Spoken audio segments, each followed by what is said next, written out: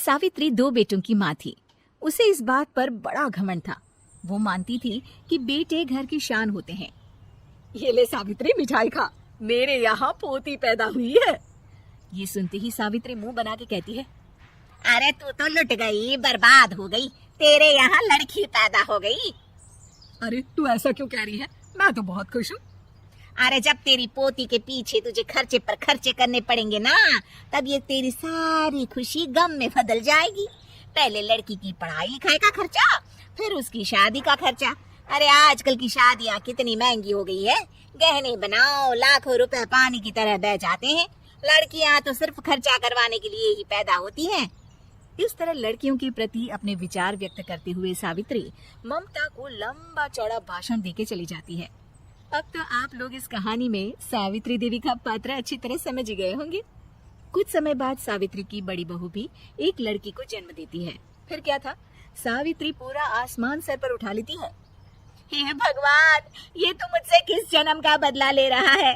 अरे मैं तो मंदिर में रोज आकर तुझसे कहती तो थी कि मुझे एक पोता चाहिए, और तूने मुझे पोती दे दी। इतनी मिठाइयाँ और प्रसाद चढ़ाने का क्या फायदा हुआ? तभी सावित्री की बहू निशा कहती है, क्या माँ जी, आप भी इतनी सी बात पर नाराज हो गई हैं? देखिए तो आपकी पोती कितनी सुंदर है, बिल्कुल आप पर गई है। अरे चुप कर, तुझे 9 महीने इतने महंगे महंगे काजू बादाम फल फ्रूट खिलाने का फायदा क्या हुआ? मेरे तो सारे पैसे बर्बाद हो गए। ये सुन सावित्री का बड़ा बेटा अजय कहता है, माँ, तुम सिर्फ नाम के लिए 2020 में रहती हो। असल में तुम्हारा दिमाग सैकड़ों साल पुरानी सोच रखता है। आज के जमाने में लड़का और लड़की में कौन फर्क करता है। मैं तो बहुत खुश हूँ कि भगवान ने मुझे लक्ष्मी के रूप में बेटी दी है। लेकिन सावित्री पर अजय की बातों का कोई असर नहीं होता। नालायक, अपनी पत्नी की जबान बोल रहा है। मेरा बड़ा बेटा तो हाथ से गया। लेकिन सावित्री देवी हार मानने वाली नहीं थी। वो पोती की चाह में अपने छोटे बेटे विजय की शादी करवा देती है। कुछ समय बाद आखिरकार वो दिन आ ही जाता है जब सावित्री की छोटी बहू गर्भवती हो जाती है। सावित्री इतनी खुश हो जाती है कि वो बच्चे के जन्म से पहले ही सारे मोहल्ले में ढिंढोरा पीटने लगती है। ये क्या सावित्री, तू तो पोते के जन्म से पहले ही मिठाई बांट रही है। पहले पोता पैदा तो होने दे, और फिर क्या पता अगर पोते की जगह पोती पैदा हो गई तो। ये सुन सावित्री चिढ़ जाती है। अरे अपनी काली जबान मत चला, मेरी मिठाई खा के मेरा ही बुरा सोच रही है। बड़ी आई, ला मेरी मिठाई वापस कर।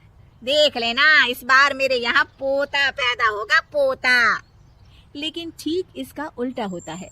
सावित्री की छोटी बहू भी एक लड़की को जन्म देती है। सावित्री फिर से रोना धोना शुरू कर देती है और अपनी छोटी बहू को कोसते हुए भला बुरा कहने लगती है। देखते ही देखते ये सावित्री की रोज की आदत हो जाती है। एक दिन उसकी इस आदत से परेशान होकर विजय अपने भाई अजय से कहता है, भैया, माँ खुद एक औरत होकर हमारी बेटियों को पसंद नहीं करती, उल्टा उन्हें रोज कोसती रहती है। मुझे माँ की ये आदत बिल्कुल पसंद नहीं आती। अरे तू ठीक कहता है, मैं भी अब माँ से तंग आ गया हूँ। अच्छा, तो अब तुम दोनों इस तरह पीठ पीछे मेरी बुराई भी करने लग गए हो? नहीं माँ, हम चाहते हैं कि घर में शांति बनी रहे। हमें हमारी बेटियाँ बहुत प्यारी है। मैं नहीं चाहता कि वे तुम्हारे ताने सुन सुन कर बड़ी हो, और इसीलिए हम दोनों ये घर छोड़कर चले जाएंगे। हाँ माँ, मैं भैया की बात से सहमत हूँ। जब तुम इस घर में अकेली रहोगी तब तुम्हें अपनों की कीमत का एहसास होगा। अपने दोनों बेटों के मुंह से अपनी माँ के लिए इतने कठोर शब्द सुन सावित्री भावुक और रुआंसी होकर कहती है, क्या सच में तुम दोनों मुझे इस घर में अकेली छोड़कर चले जाओगे? हाँ माँ। हाँ माँ, अब पानी सर के ऊपर जा चुका है। मैं तुम दोनों के बिना नहीं रह सकती। अपनी सास के आंसू देख अजय और विजय की पत्नी अपने पतियों से लड़ पड़ती है। अरे जिसे जाना है वो जाए, मैं माँ जी को छोड़कर कहीं नहीं जाने वाली। भाभी, आप ये क्या कह रही हैं?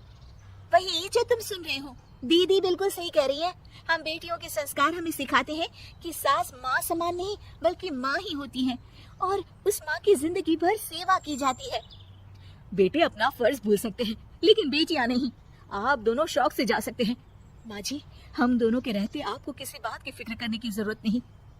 फिर क्या था, सावित्री के ऊपर छाए बेटों के घमंड के बादल उसकी बेटी स्वरूप बहुओं के तेज के आगे आंसू के रूप में परिवर्तित होकर सावित्री की आंखों से बहने लगते हैं और वो उन दोनों को गले लगा लेती है। मैं जिंदगी भर बेटियों को कोसती रही, लेकिन आज तुम दोनों को देख मुझे समझ आ गया कि बड़े अभागे होते हैं वो लोग जिनके घर बेटियां नहीं होती।